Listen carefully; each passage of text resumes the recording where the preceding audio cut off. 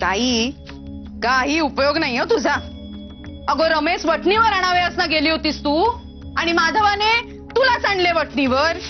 काही नाही, चांगलेच वटणीवर आणणार होते त्यास, पण माधवाच्या मायेसमोर माझे काही चालते का? बहिणी तुम्हाला सांगते, माधवाचे डोळे मायेने समजूतदारपणाने अगदी काठोकाठ भरलेले असतात की अगदी माझ्या मनाचा ठावच घेतात. काही झाले तरी शेवटी लेकच आहे हो माझा. ताई सासूबाई रमेश रमे अगं काय झाले?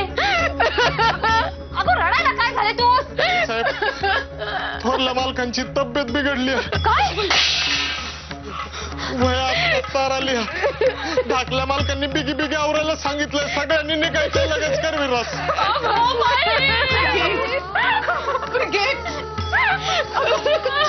अगो बयांनो रडू नका गो, डोळे पुसा. काही नाही व्हायचे हो त्यास. अगो दुर्गे काही नाही गो, माधवाची आठवण आली असेल म्हणून तार धाडली असेल हो. अगो भाऊसाहेबांचा स्वभाव आपणास ठाऊक आहे ना.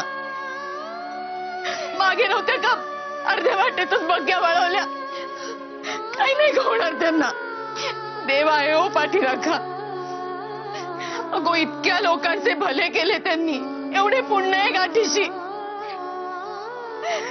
काही नाही व्हायचे त्यात.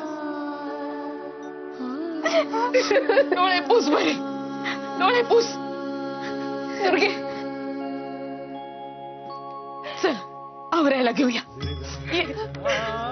बिगी बिगी चला. आवरायला घ्या बरं चला.